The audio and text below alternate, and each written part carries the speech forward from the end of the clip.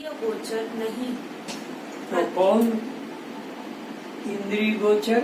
संसार है। गो कहते हैं इंद्रियों को, चर कहते हैं चलने को। तो ये संसार गो गोचर जह लगी मन जाई, सो सब माया जाने भाई। तो संसार में इंद्रियां प्रवेश करती है, पर आत्मा में इंद्रियों का प्रवेश नहीं।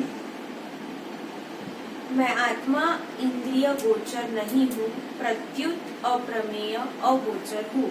बल्कि कैसा हूँ? अप्रमेय और अगोचर हूँ। संसार प्रमेय और गोचर है, वो इंद्रियों के द्वारा ग्रहण त्याग किया जाता है। अब प्रश्न उठता है, क्या मैं का मन द्वारा चिंतन किया जा सकता है? उत्तर नहीं, क्योंकि मैं अचिंत्य हूँ। तो यह अपना स्वरूप आत्मा अचिंत्य है। अचिंत्य का मतलब जिसका चिंतन न किया जा सके। जिसका चिंतन किया जाता उसे चिंत्य कहते हैं। ये संसार चिंत्य है, चिंता कर सकते हैं, इसकी चिंतन होता है। कल करना है, क्या करना है, क्या होगा, सब चिंतन। परंतु आत्मा अचिंत्य है, तो इसका किसी तरह से चिंतन नहीं किया जा सकता है। और चिंतन किया जाएगा तो चिंत्य का किया जाएगा। ये संसार चिंत्य है, तो चिंतन इसी का हो सकता है। आत्मा अचिंत्य है, तो उससे चित्त के द्वारा चिंतन नहीं सकता। तुम्हारा जो चित्त चिंतन करता है, बैठ गए ध्यान में और धीरे धीरे करते करते अपने प्राण को देखते देखते समस्थिति आ गई। हो सकता है राम कृष्ण कोई रूप दिखाई पड़ जाए, तो ये जो राम कृष्ण आदि कोई रूप दिखाई पड़ गया, ये चिंत्य विषय हो गया। और वो परमात्मा तो अचिंत्य है। तो ये जो मन करके तुमने कल्पना करके और रूप बनाया, वो तो नाशवान है। क्योंकि तुम्हारे को अभी तत्काल कोई घंटी आ गई फोन का, तो एकदम तुम्हारा वो जो राम कृष्ण तुम देख रहे थे अभी ध्यान में, अब तुम्हारा वो घंटी के कारण से वहाँ से मन हट गया और डर लग गया। अब वो राम कृष्ण खड़े रहेंगे? वो कहाँ रहेंगे? वो तो तुम्हारे मन ने बनाए थे, मन हट गया। तो वो चिंत्य वस्तु परमात्मा अचिंत्य है, और उसका चित्त के द्वारा चिंतन नहीं किया जा सकता है। और चित्त के द्वारा जिसका चिंतन होता है वो सब माया का चिंतन है, वो सब नाशवान है। अचिंत्य उसे कहते हैं जिसका चिंतन न किया जा सके। जो चिंतन किसका किया जा सकता है? जिसका कोई आकार लक्षण हो, उसका चिंतन होता है। आत्मा मैं का कोई आकार रूप नहीं है। अभी इसी वक्त पे तुम देख लो, हम पंखे का चिंतन कर सकते हैं, हम इस एसी का चिंतन कर सकते हैं, टीवी का, किंतु बिजली का चिंतन कैसे करोगे? किधर हाथ पैर टांग निकालोगे, किधर उसके बाल खाल निकालोगे? क्यों? वो शक्ति अचिंत्य है। बिजली क्या है? उसके कार्यों का अनुभव कर सकते हो कि पंखा चलता है, उससे हीटर चलता है, टीवी चलता है, पर बिजली कैसी चलती है उसका हम अनुभव नहीं कर सकते, देख नहीं सकते। वो विषय अचिंत्य है। तो परमात्मा कैसा है? वो अचिंत्य है। और चिंतन कब होगा? कोई उसका आकार होगा तो उसका चिंतन कर सकेंगे। अब आकाश का तो कोई आकार नहीं है, तो उसका चिंतन कैसे करोगे? परमात्मा तो आकाश से भी अधिक सूक्ष्म है, अनंत गुना और बड़ा है, तो उसका चिंतन नहीं होगा। तो चिंतन किसका हो सकता है? जिसका कोई आकार होगा, उसका चिंतन होगा। आगे पढ़ो। क्योंकि चिंतन होता है चित्त से। चिंतन किससे होता है? चित्त से होता है। और चित्त उसी का चिंतन कर सकता है जिसको पहले देखा होगा। मैंने आपको देखा है, आपका चिंतन कर सकता हूँ। आपने मुझे देखा, आप मेरा चिंतन कर सकते हैं। लेकिन इसके बाप को आप चिंतन नहीं कर सकते। क्योंकि आपने देखा ही नहीं।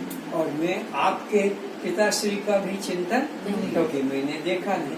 तो देखी वस्तु का चित्त के द्वारा चिंतन किया जा सकता है, आकार वाली वस्तु का। परमात्मा को तो किसी ने इन आँखों से देखा नहीं, और इन आँखों से जिसका देखा है और चिंतन होता, वो वस्तु नाशवान होती है, वो कभी परमात्मा नहीं हो सकती है। वो इंद्रिय गोचर अगोचर है। यदि चित्त से आत्मा का चिंतन किया जा सके तो फिर श्रुति सिद्धांत गलत हो जाएगा। बस थोड़ा थोड़ा ये विषय बड़ा गंभीर है। तो अगर चित्त से आत्मा का चिंतन यदि किया जाए तो फिर वेद सिद्धांत गलत हो जाएगा, क्योंकि वेद में तो लिखा अचिंत्य और तुमने चिंतन कर लिया तो वेद के विरुद्ध बात हो गई। तो वेद में तो परमात्मा को अचिंत्य कहा है, तो वो उसका चिंतन नहीं किया जा सकता। और अगर तुम कर लेते हो तो फिर वो वेद की बात गलत हो जाएगी, और वेद की बात गलत नहीं, क्योंकि वो ईश्वर की वाणी है, उसको कोई गलत कर नहीं सकता है। तो चित्त होता है, चिंतन होता है चित्त के द्वारा। तो परमात्मा को तो वेद में अचिंत्य कहा, इसलिए चित्त के द्वारा उसका चिंतन नहीं हो सकता। श्रुति उसे अचिंत्य कहती है। यदि चित्त चिंतन कर सके तो फिर आत्मा अचिंत्य नहीं रहा। अगर चित्त चिंतन कर सकेगा तो फिर आत्मा अचिंत्य नहीं रहा, फिर तो चिंत्य वस्तु हो गई, लेकिन आत्मा तो अचिंत्य है। इसलिए चित्त के द्वारा उसका चिंतन नहीं किया। तो ये जितने आंखें बंद करके बैठ जाते हैं भक्त लोग, हम लोग, तो वो जो वहाँ पर हमारे बंद आंखों में वो जो दिखाई पड़ जाता है तो वो सत्य नहीं है। क्योंकि अगर वो सत्य होता तो फिर सबको एक जैसा दिखता है।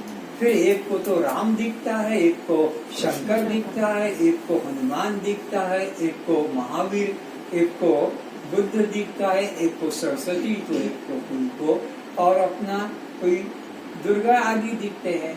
क्यों दिखते हैं? जाकी रही भावना जैसी प्रभु मूरत गढ़लीनी तिन तैसी। तो अपने अपने मन की वो भावना से, कल्पना से देखा जाता वो सत्य का दर्शन, क्योंकि सत्य होता है सबके लिए। सूर्य का जैसे कोई भी ध्यान करेगा चिंतन तो भिन्न भिन्न प्रकार से नहीं कर सकता कि कोई कहे क्या वो त्रिकोण है कि चतुष्कोण है कि षटकोण है कि वो कोई लंबा रेखा है। नहीं, सूर्य एक है तो सारे विश्व के लिए एक ही चिंतन होगा। तो परमात्मा का एक रूप होता तो सबको वैसा ही दिखता। तो ये सबके अलग अलग ध्यान में अलग अलग क्यों आता है? वो तो उनकी अपनी अपनी पर्सनल तो अपना भावना है। और वो परमात्मा कैसा है? भावातीतम, कि तुम भाव जो भी बनाओ वो तुम्हारे सब भावों से अलग है।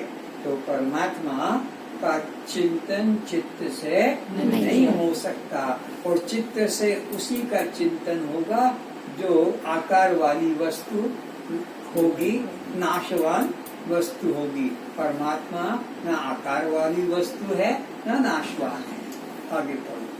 चित्त से जो चिंतन होगा वह जगत प्रपंच का ही होगा। हाँ, कितना भी तुम ध्यान करने बैठो, हाँ, कितने भी सिद्ध हो, लेकिन तुम चित्त के द्वारा जिस तरह भी चिंतन करोगे वो अनित्य संसार का ही चिंतन होगा। चाहे तुम उसमें हिमालय देख लो कि मानसरोवर देख लो कि वो अमर सागर देख लो, अमरनाथ क्या जगह है कि कश्मीर देख लो, वो तुम्हारा अनित्य संसार ही होगा। चित्त की गति अचिंत्य की तरफ नहीं हो सकती। परमात्मा अचिंत्य है, वह चित्त के द्वारा चिंतन नहीं है। इसलिए तुलसीदास जी ने रामायण में डिक्लेयर कर दिया, गो गोचर जहाँ लगी मन जाई। जहाँ तक कि तुम्हारा मन चिंतन कर सकता है, गो गोचर, और इंद्रियां तुम्हारी जहाँ तक हाथ पैर कहो जा सकते हैं, सो सब माया जाने भाई। ये सब माया, इन्हें ये सब मिथ्या, इन्हें कल्पना मात्र है। भगवान शंकर भी कहते हैं उमा कहूँ मैं अनुभव अपना सतहरि भजन जगत सब सपना। तो ये जगत जो दिख रहा है ये जब सपना है तो फिर सपने में जो दिखेगा वो सच्चा होगा। जब ये खुली आंखों से दिख रहा है ये जगत की कल्पना है, भ्रम है, और वो तो मन के द्वारा आंखें बंद करके चिंतन किया जाता है, वो कोई भी सत्य नहीं है।